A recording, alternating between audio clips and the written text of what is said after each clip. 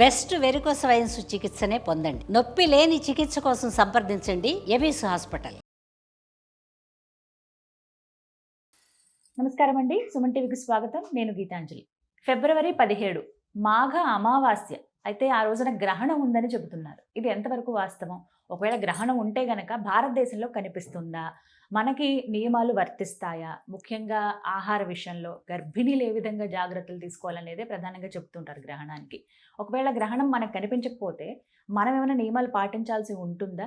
లేకపోతే మాఘ అమావాస్యను అసలు ఎలా మనం జరుపుకోవాలి? ఆ రోజు విశేషం ఏంటి తెలుసుకుందాం. వివరించేందుకు ప్రస్తుతం మనతో పాటు ఉన్నారు ప్రముఖ జ్యోతిష్యులు బ్రహ్మశ్రీ నందిపట్ల శ్రీహరి శర్మ గురువు గారు. వారు సంకల్ప మందిర నిర్వాహకులు. వారితో మాట్లాడదాం. గురుగారు నమస్కారం అండి. వాగర్థావివ సంపృక్తౌ వాగర్థ ప్రతిపత్తయే జగతః పితరౌ వందే పార్వతీ పరమేశ్వరౌ.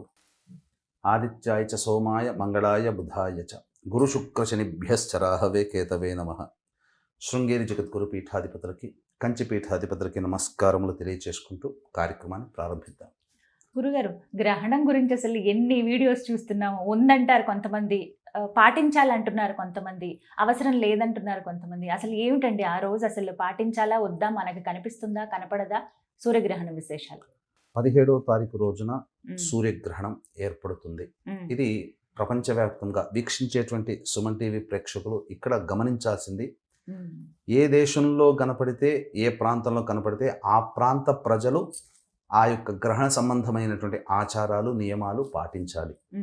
మన భారతదేశంలో కనబడదు కాబట్టి ఆచార నియమాలు అంటే గర్భవతులు చూడకపోవడం, బయట తిరగకపోవడం, అలాగే పట్టు విడుపు స్నానాలు, దేవాలయాలు ప్రాంగణాలు మూసివేయడము, ఇంట్లో పూజా మందిరం అంతా కూడా శుభ్రపరచుకోవడం, తర్వాత మళ్ళీ ఇల్లు కడుక్కోవడం, ఇవన్నీ ఆచార నియమాలు అంటారు. ఇవి ఏవి మనం పాటించాల్సిన ప్రభావం లేదు. కానీ ఈ గ్రహణ ప్రభావం మాత్రం ప్రపంచవ్యాప్తంగా అందరికీ ఉంటుంది. దీనికి అంటే చాలామందికి ఉండేటువంటిది ఎక్కడో అంటార్కిటికా దేశకు సంబంధించిన ఖండంలో ఏర్పడుతుంది. మనకేంటి సంబంధం, ప్రభావం మన మీదకు ఉంటుందా అంటే, ఒక్కొక్క దేశానికి ఒక్కొక్క సూర్యుడు, ఒక్కొక్క చంద్రుడు ఉండడండి. విశ్వం మొత్తానికి ఒకే సూర్యుడు, ఒకే చంద్రుడు. కాబట్టి అటువంటి సూర్యచంద్రులకి గ్రహణ ప్రభావం అనేటువంటిది ఏర్పడుతున్నప్పుడు ఈ సూర్యచంద్రుల్ని ఆధారం చేసుకునే మానవ జీవన విధానం ఉంది.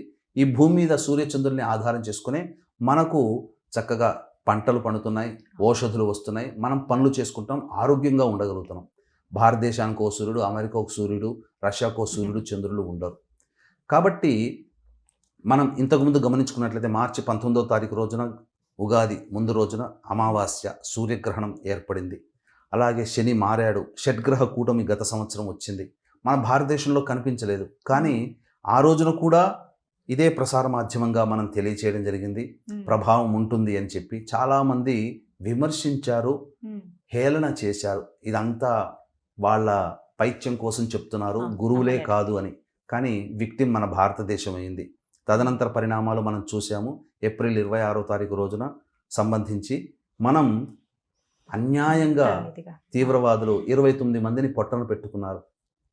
కాబట్టి ఇది తీవ్రవాద దుశ్చర్య. ఒక రకంగా చెప్పాలంటే యుద్ధం లాంటిదే. అన్యాయమైన అమాయకులైన ప్రజల్ని పొట్టబెట్టుకున్నారు. ఇది మన భారతదేశంలోనే ఎందుకు జరగాలి? భారతదేశంలో అప్పటికి సూర్యగ్రహణం కనిపించలేదే, లేదే. కాబట్టి దీన్ని అర్థం చేసుకునైనా ఇకనైనా మారండి. నేను ఒకటే చెప్తున్నాను, కనిపించని గ్రహణానికి ఆచార నియమాలు పాటించాల్సిన పని లేదు. ఈ గ్రహణం ధనిష్ఠా నక్షత్రయుక్తంగా ఏర్పడుతుంది. రవి, చంద్ర, శుక్ర ప్రభావము, రాహువు తన సొంత నక్షత్రంలో ఉన్నాడు. పంచగ్రహ కూటమి ఏర్పడుతుంది. ఇది ఒక చిన్న శాంపిల్ లాంటిది మాత్రమే. 24 ఫిబ్రవరి రోజున అసలైన పంచగ్రహ కూటమి అనేటువంటిది కుంభరాశిలో ఏర్పడుతుంది. ఎందుకంటే చంద్రుడు 2 రోజుల నుండి వెళ్ళిపోయేవాడు. కానీ 24వ తారీఖు రోజున ఏర్పడేటువంటి పంచగ్రహ కూటమి ఎక్కువ రోజుల పాటు ఉంటుంది. ఖచ్చితముగా ఈ గ్రహణ తదనంతరం ప్రపంచవ్యాప్తముగా కొన్ని మార్పులు చేర్పులు అనేటివి చోటు చేసుకుంటాయి. ముఖ్యంగా స్త్రీగ్రహమైనటువంటి శుక్రుని ఉన్నటువంటి నక్షత్రంలోని గ్రహణం ఏర్పడుతున్నటువంటి కారణం, అట్టి నక్షత్రాధిపతి అయినటువంటి కుజుడు వ్యయస్థాన గ్రహణం ఏర్పడుతున్నటువంటి రాశికి వ్యయస్థానంలో ఉచ్చస్థితి పొందినటువంటి కారణం చేత ఈ యొక్క గ్రహణ తదనంతరం 3 నెలల కాలం వరకు కూడా వివిధ దేశాల మధ్య యుద్ధ వాతావరణం అనేటువంటిది ఏర్పడుతుంది. విపరీతమైనటువంటి ఇబ్బందులు అనేటువంటివి ఉంటాయి. ముఖ్యంగా స్త్రీ జాతికి కొంత విఘాతం ఏర్పడుతుంది. దీనికి సూచనగానే గమనించుకున్నట్లయితే గత వారం 10 రోజుల నుంచి మనం ఎక్కువగా స్త్రీలే సూసైడ్ చేసుకుంటున్నారు. తాను కాకుండా తన పిల్లలతో సహా అనేక ప్రాంతాలలో జరుగుతున్నాయి. ఒక ప్రముఖమైనటువంటి స్త్రీ కూడా మరణించే అవకాశం ఉంటుంది. ఇలా చెప్పుకుంటూ పోతే యుద్ధ వాతావరణాలు, భూకంపాలు, ప్రకృతి ప్రకోపాలని మనం చవి చూడాల్సినటువంటి పరిస్థితి ఈ యొక్క సంబంధించినటువంటి సూర్యగ్రహణ తదనంతరం ఏర్పడుతుంది. కుంభరాశిలో ఏర్పడుతున్నటువంటి కారణం చేత మేషరాశి వారికి యోగము, కన్యా రాశి వారికి యోగము, ధనుస్సు రాశి వారికి యోగము, మిగిలినటువంటి వృషభ, మిథున, కర్కాటక, సింహ, తుల, వృశ్చిక, మకర, కుంభ, మీన రాశిలో జన్మించినటువంటి వారికి కొన్ని ఇబ్బందికర పరిస్థితులు తప్పవు. సింహరాశి వారికి సంబంధించి అష్టమ శని, అలాగే సప్తమ స్థానంలో గ్రహణం ఏర్పడుతుంది. ఇది ప్రభావం ఎక్కువగా ఉంటుంది. అలాగే మిథున రాశి వారికి నవమ స్థానంలో గ్రహణం, అలాగే దశమ స్థానంలో కంటక శని ప్రభావం ఎక్కువగా ఉంటుంది. అలాగే వృశ్చిక రాశి వారికి అర్ధాష్టమ స్థానంలో గ్రహణం, యోగ శని ప్రభావం ఉంటుంది. అలాగే ఈ సంబంధించినటువంటి అనేక రాశుల్లో చాలా మటుకు ముఖ్యంగా కొన్ని ఈ రాశులకి చెప్పాం, మిగిలినటువంటి రాశులకి కూడా కొంత ఇబ్బందికర పరిస్థితులే. కావున సర్వత్రా వృషభ, మిథున, కర్కాటక, సింహ, తుల, వృశ్చిక, మకర, కుంభ, మీన రాశిలో జన్మించినటువంటి వారికి ఈ యొక్క దోష ప్రభావం అనేటువంటిది సంపూర్ణముగా ఉంటుంది. కావున ఇటువంటి వాళ్ళు కొన్ని పరిహారాలు పాటించక తప్పదు. అందుకే దీన్ని దృష్టిలో పెట్టుకునే మన పీఠమాధ్వర్యంలో 17వ తారీఖు రోజున కాశీ క్షేత్రములో ఈ చెప్పినటువంటి రాశులకి సంబంధించి గ్రహణదోష నివారణార్థమై గ్రహణదోష నివారణ పూజల హోమాలు, చండీ హోమము, మృత్యుంజయ, రుద్ర, సుదర్శన, కాలభైరవ, శనిదోష నివారణ హోమాలు జరిపించి శక్తిపాతం చేసినటువంటి కరుంగలి మాల ఇవ్వడం జరుగుతుంది. మధ్యాహ్నం 1 గంట లోపల 17వ తారీఖు రోజున ఈ యొక్క కార్యక్రమంలో మీ గోత్రనామాలు నమోదు చేసుకోవచ్చు. ఇక ప్రధానంగా ఏం చెయ్యాలి?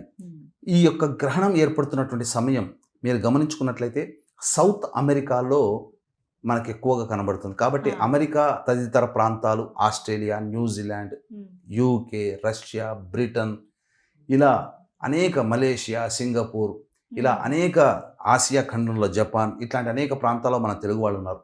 నాకు తెలిసి మన తెలుగు ప్రాంత ప్రజలు ఎక్కువగా ఉన్న ఏ దేశంలో కూడా ఈ గ్రహణ ప్రభావం లేదు. అంటార్కిటికా సంబంధించినటువంటి ఖండంలో, సౌత్ అమెరికాలో చెప్పబడినటువంటి దేశాలలో ఉన్నది.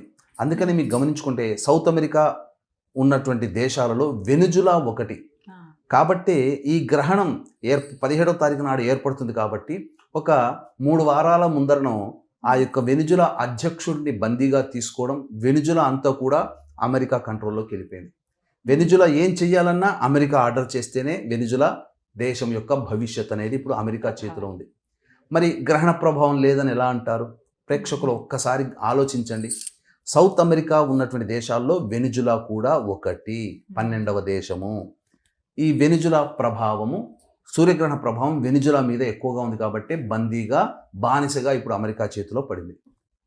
గ్రహణ ప్రభావం వలనే గ్రహణం ఏర్పడుతున్న దానికి ముందు మండలం రోజులు, తర్వాత 3 నెలలు దీని ప్రభావం ఖచ్చితంగా ఉంటుంది. కాబట్టి ఈ కనిపించినటువంటి గ్రహణానికి ఎక్కడ గర్భవతులు కానీ అలాగే ఎటువంటి ఆచార నియమాలు పాటించుకోవాల్సిన పని లేదని చెప్పాను. అయితే దీనికి ఉన్నటువంటి సమయం మాత్రం చాలా ప్రభావవంతమైంది. కాబట్టి అక్కడ అక్కడ ఏర్పడుతున్నటువంటి దేశాలలో ఉన్నటువంటి సమయానికి మన దేశానికి గనక మనం ట్రాన్స్ఫర్ చేసుకుంటే మధ్యాహ్నం 3 గంటల 24 నిమిషాల నుంచి 7 గంటల 47 లేదా 7 గంటల 54 నిమిషాల వరకు ఈ గ్రహణ కాలం అనేటువంటిది ఉంటుంది. కాబట్టి ఈ సమయం చాలా మహా ప్రభావవంతమైనటువంటి సమయం. కాబట్టి ఈ సమయంలో మీరు విష్ణు సహస్రనామము, లలితా సహస్రనామము, శివ సహస్రనామము, గౌరీ సహస్రనామం, లేదా మీ గురువుగారు ఏదైనా ఉపదేశం మంత్రం చేస్తే ఆ మంత్రాన్ని తదేకంగా ఆ రోజున మీరు చేయండి. పైగా మంగళవారము మాఘ అమావాస్య వచ్చింది. అలాగే చతుర్దశి కొన్ని పంచాంగాల ప్రకారం ఉదయానికి కూడా ఉన్నటువంటి కారణం చేత మీరు ఆ రోజున కూడా మంచి మంగళవారంతో కలిసి రావడం చాలా విశేషం. అమావాస్య, భౌమ అమావాస్య అని అంటారు. అలాగే ఆ రోజున పెద్దలకి పిండ ప్రదానం లేదా తర్పణాది కార్యక్రమాలు ఇవ్వండి, చాలా మంచిది. ఇక ఈ చెప్పినటువంటి 3 గంటల 24 నిమిషాల నుంచి 7 గంటల 47 నిమిషాల మధ్యకాలంలో ఇష్టదేవత ఆరాధన చేయండి. ప్రజా సంక్షేమము, దేశ సంక్షేమము, రాష్ట్ర సంక్షేమముని ఆలోచించేటువంటి వాళ్ళందరూ కూడా మానవతా దృక్పథంతో, మానవతా సంక్షేమ దృక్పథంతో కాలభైరవ అష్టకము, అలాగే దత్త అష్టకము వీలైనన్ని సార్లు ఆ సమయంలో మీకు సమయం ఉంటే చేయండి. ఇది మానవుడిగా ఒక సిటిజన్గా మనవంతు కర్తవ్యంగా భావించాలి. ఎందుకంటే మన ప్రాంతంలో ఉత్పాతాలు జరగకుండా ఉండాలంటే ఆ ప్రాంతం అంతా కూడాను ఒక రకమైనటువంటి రక్షణ జోన్లో అనేటువంటి ప్రొటెక్షన్ జోన్లో అనేటువంటిది ఉండాలి. కాబట్టి మనం చేసేటువంటిది వాలంటరీగా చేసేటువంటి పారాయణం అత్యంత శుభ ఫలితాన్ని ఇస్తుంది. ఇక ఈ సమయంలోనే మంగళవారం రోజున 3 గంటల నుంచి 4:30 గంటల వరకు కూడా రాహుకాలం అనేటువంటిది ఉంటుంది. కాబట్టి ఈ సమయంలో ఎవరైనా కానీ చాలా ప్రభావవంతమైనటువంటి సమయము. నరదృష్టి నరఘోష ప్రతి ఇంటికి ఉంటుంది, వ్యాపార స్థలానికి ఉంటుంది. కాబట్టి చక్కటి బూడిద గుమ్మడికాయని తీసుకుని వచ్చి చక్కగా అలంకరణ చేసి ఒక ఎర్రటి గుడ్డలో ఆ బూడిద గుమ్మడికాయ మరియు నల్ల జీడీలు, గవ్వలు, అలాగే గురువింద గింజలు, మిరపకాయలు, పటిక బెల్లము, అలాగే తోక మిరియాలు ఇలాంటివన్నీ కూడాను వేసి చక్కగా మూట కట్టి అప్పుడు ఇంటి గుమ్మానికి కానీ లేదా ఈ సంబంధించినటువంటి వ్యాపార స్థలానికి కనుక 3:24 నుంచి 4:30 లోపల మీరు ఆ ఒక్క గంట కాలంలో మీరు పూజ చేసి కనుక కట్టినట్లయితే చాలా ప్రభావవంతమైనటువంటి నరదృష్టి నరఘోష సంపూర్ణముగా తొలగిపోతుంది. ఇంటికి వ్యాపార స్థలానికి పాజిటివ్ వైబ్రేషన్ అనేటువంటిది ఉంటుంది, నెగిటివ్ అనేటువంటిది పూర్తిగా వెళ్ళిపోతుందని చెప్పడంలో ఏమాత్రం సందేహం లేదు. కాబట్టి ఇటువంటి నియమాన్ని అందరూ వినియోగించుకోండి. శాస్త్రం ప్రకారం ఆచరిస్తూ విజ్ఞానముగా ఆలోచించి ఆ సమయాన్ని అందిపుచ్చుకొని మనకు దానికి ఉపయోగించుకునే విధంగా చేసుకోండి. అవకాశం ఉంటే కాశీక్షేత్రంలో ఆ యొక్క గ్రహణం సందర్భంగా 17వ తారీఖు రోజున జరిగే పూజాది కార్యక్రమంలో మీ గోత్రనామాలు నమోదు చేసుకోవచ్చు. చక్కగా వివరించారు గురుగారు, ధన్యవాదాలండి. సర్వం శ్రీ ఉమామహేశ్వర పరబ్రహ్మార్పణమస్తు.